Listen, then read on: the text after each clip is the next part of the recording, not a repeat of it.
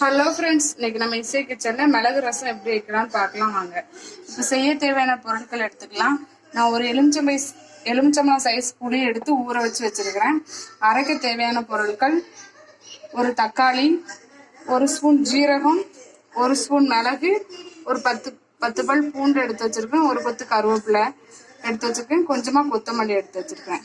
இப்போ தாளிக்கு தேவையான பொருட்கள் பார்த்தோம்னா, ஒரு 2 வரமிளகாய் கிள்ளி வச்சிருக்கேன், ஒரு அரை தக்காளி பழம் கட் பண்ணி வச்சிருக்கேன், ஒரு ஸ்பூன் கடுகு, ஒரு கொத்து கருவேப்பிலை, கொஞ்சமா மஞ்சள் தூள், பெருங்காய பொடி, தாளிக்க தேவையான எண்ணெய், தேவையான அளவு உப்பு. இப்போ எப்படி செய்யலாம்னு பார்க்கலாம். இப்போ அரைச்சி எடுத்துட்டு வந்துக்கலாம். ஃபர்ஸ்ட் ஒரு ஸ்பூன் ஜீரகம், மிளகு, ஒரு கொத்து கருவேப்பிலை, பூண்டு எல்லாம் போட்டுக்கலாம்.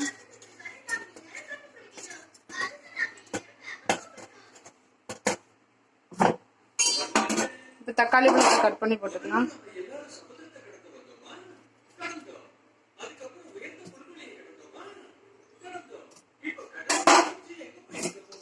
எடுத்து வச்சிருக்க 1/4 ஸ்பூன் மஞ்சத்தூள், 1/4 ஸ்பூன் பெருங்காயப்பொடி எதையும் போட்டுக்கலாம். இப்போ அரைச்சி எடுத்துட்டு வந்துக்கலாம். இப்போ அரைச்சி எடுத்துட்டு வந்தாச்சு. நான் குறவரப்பா தான் அரைச்சி எடுத்துருக்கிறேன். இந்த மாதிரி அரைச்சி எடுத்துக்கோங்க. இப்போ புளியை கரைச்சி வச்சுக்கலாம்.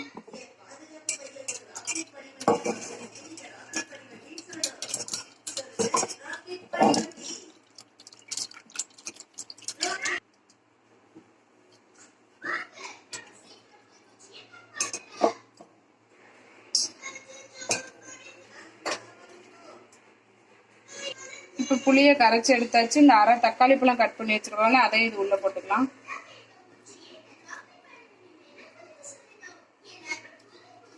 இந்த கொத்தமல்லி இலையும் போட்டுக்கலாம். அதுல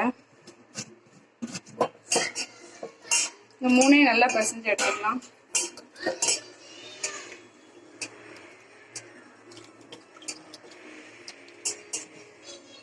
தேவையான அளவு தண்ணி ஊற்றிக்கோங்க.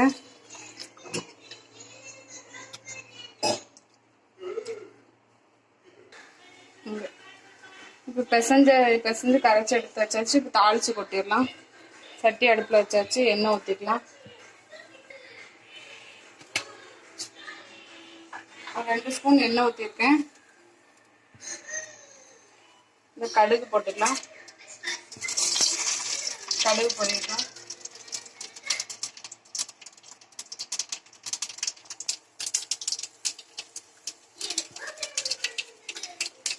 கடுகு பொரிஞ்சிருச்சு. ஒரு கொத்து கருவேப்பிலை போட்டுக்கலாம். 3 வரமிளகாய் போட்டுக்கலாம்.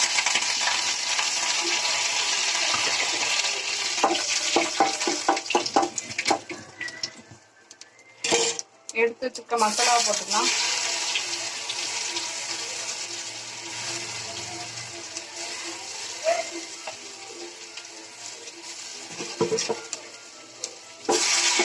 நல்லா கிண்டிக்கலாம்.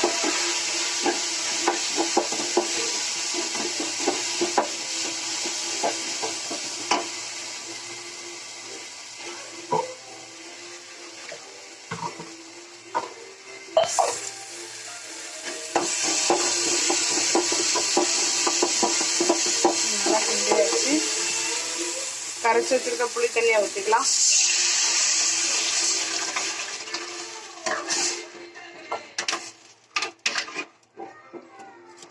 லைட்டா நுர கூடி வரட்டும், நம்ம இறக்கிக்கலாம்.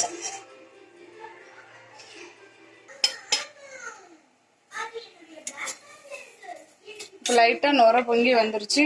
நான் இப்போ ஒரு அரை ஸ்பூனுக்கு கொஞ்சமா சீனி போட்டுக்கிறேன். நீங்க நாட்டு சக்கரை கூட போட்டுக்கலாம். நான் கொஞ்சமா சீனி போட்டுக்கிறேன்.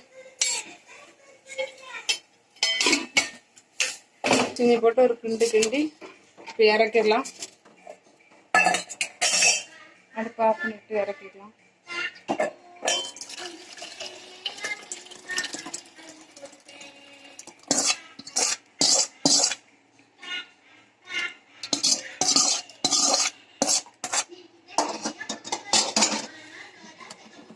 இப்போ தேவையான அளவு உப்பு போட்டுக்கலாம்.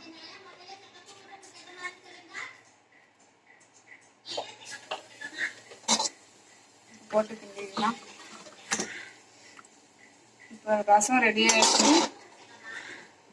ஈஸியாக செஞ்சிடலாம். இந்த ரசம் இந்த வீடியோ உங்களுக்கு பிடிச்சிருந்தா லைக் பண்ணுங்க, கமெண்ட் பண்ணுங்க, ஷேர் பண்ணுங்க, மறக்காம சப்ஸ்கிரைப் பண்ணிடுங்க. தேங்க்யூ.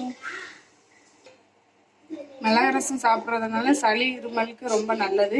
அப்பப்போ அடிக்கடி எடுத்துக்கோங்க. இது ரொம்ப உடம்புக்கு நல்லது. தேங்க்யூ.